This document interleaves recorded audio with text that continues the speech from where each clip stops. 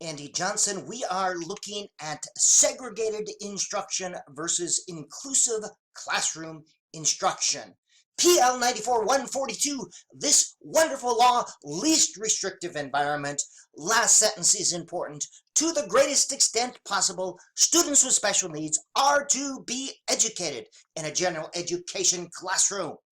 A continuum of service for special needs students must go from least restrictive to most. And there you see the continuum of services at the very bottom.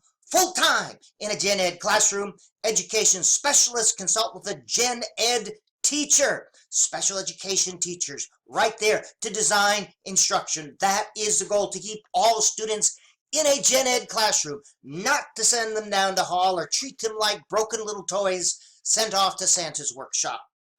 Let's define our term segregated instruction. That's pull-out instruction. It occurs outside the gen ed classroom in a resource room someplace, a resource room. Inclusive instruction is instruction that occurs within a general education setting. Now, some traditional I think-isms related to segregated instruction. Smaller class sizes, additional adult resources in SPED resources rooms. I think teachers will individualize instruction. I think teachers will address learning styles and special needs of students. Yep, that's the ticket. I think there will be improved learning outcomes. However, research has not supported this. This is what some research has found, a body of research in Peterson and Hittie. I'm citing them and their literature review.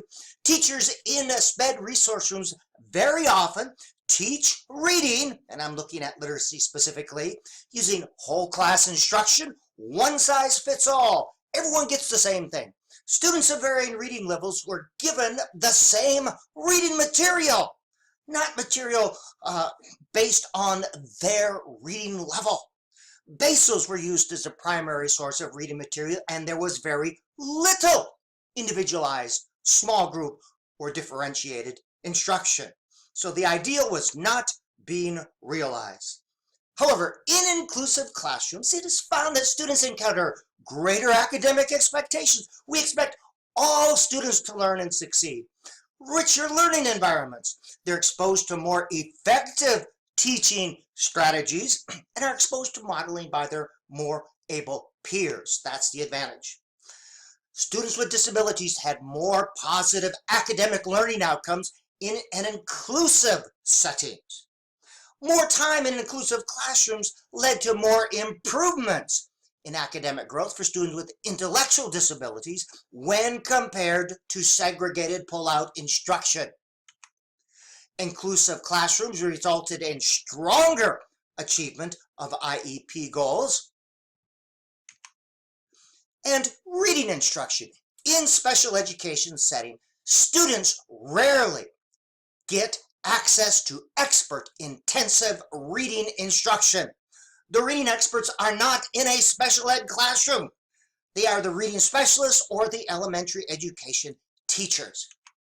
Students with learning disabilities rarely experience accelerated reading once they begin special education services. They get in the special education stream and they don't leave. Social and emotional outcomes are better in inclusive settings, not in segregated settings. So the question is, why do special education services exist apart from a general education inclusive setting? Why are not special education teachers in that classroom with the teacher helping to create differentiated instruction in an inclusive setting? What we need is teachers in schools who are willing to develop the skills to make inclusive teaching successful.